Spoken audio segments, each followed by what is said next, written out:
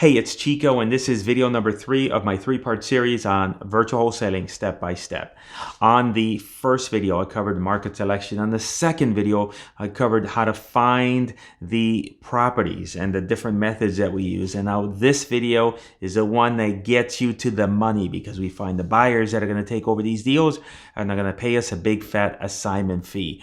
And if you haven't watched video 1 or 2, then go ahead and go to the description. All the videos are going to be there, as well as any other resources that I've been mentioning in all of these videos. So that way everything is there.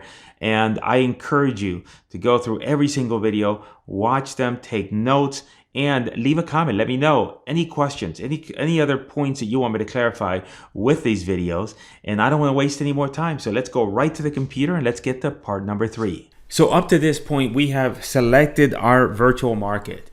We've also done marketing and found a property that is below market.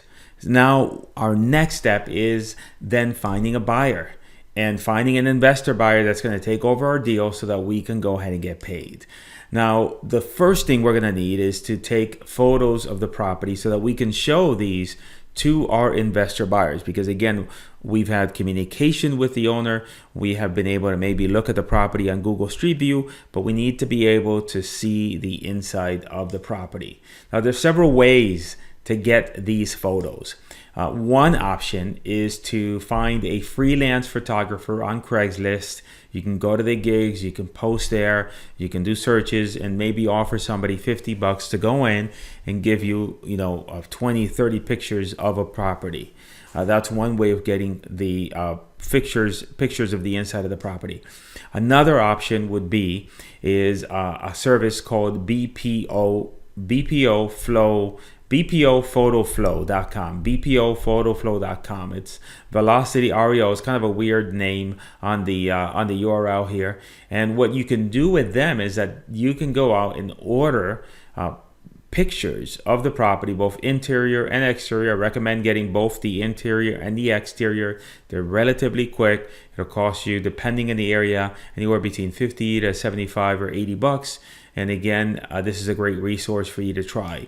Another option is a real estate agent. You can find a real estate agent in the area that can take photos of the property and also show the property to prospective buyers. And typically you could pay them 75 to 100 bucks per property, plus maybe offer them a commission for selling the deal, because maybe they can show the property to your buyers as well. That's another option with a real estate agent. Option number 4 is a real estate investor. I try and avoid this option, as they will typically want 50% of the deal. Now, this is okay if maybe it's perhaps your first deal and you say, hey, let me offer them part of my deal because they have buyers and therefore they can help me while I learn the ropes. But pretty soon then you'd be able to not do that, because it's going to cost you more money if you get somebody else involved and you give them 50% of the deal. Now, once we have the photos to confirm the property condition, we're now going to go out and find our buyers. So how do we find our buyers? Now, once we have the photos to confirm the property condition, we're now going to find our buyers. We're going to add our assignment fee to our contract. This is our profit on the deal. And just remember, when you're thinking about your assignment fee and what you're going to add to the contract, our value proposition to an investor is that they are getting a great deal, and in return, we're also making a profit from that deal. Now, to make it a good deal for them, we have to leave enough room for them to make a profit after they purchase the property and they make repairs and then do whatever they're going to do with the property. So, for example, let's say that we have a property worth $185,000 that we have under contract for $115,000, right? So that's what we have it on the contract for. And then we'll offer to buyers for $130,000, right? So we're looking to make $15,000 on the deal. But even if somebody buys it from us for $130,000, and if it's worth $185,000, they've got a significant amount of equity spread in the property. So for them, it's still a good deal. And that's what we're looking to do. And so what about estimating repairs? Well, the buyer is the one that is estimating the repairs when they actually go and see the property for themselves. We're not going to handle at all trying to guesstimate or estimate repairs. We're going to take photos of the properties and then we're going to go ahead and send them there. So how do we find the buyers for the properties? One option is to go and post the property in Facebook Marketplace. Great place to post your properties. Lots of people in there. and you're going to find buyers there. We saw lots of deals that way.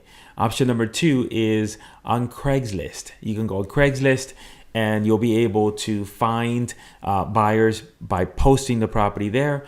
And I would recommend not posting the address, just posting the basic information about the property and then the address on either one of these options. Don't post the address. Just post the basic information, the details, some photos, and then speak with the buyers.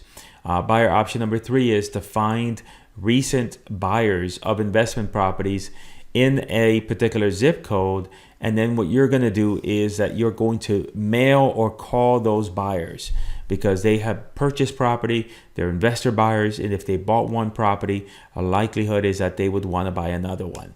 Now, I'm going to provide a link in the description for my special resource on this, on how to go out and get this list of cash buyers in your particular area. I'll provide that as well.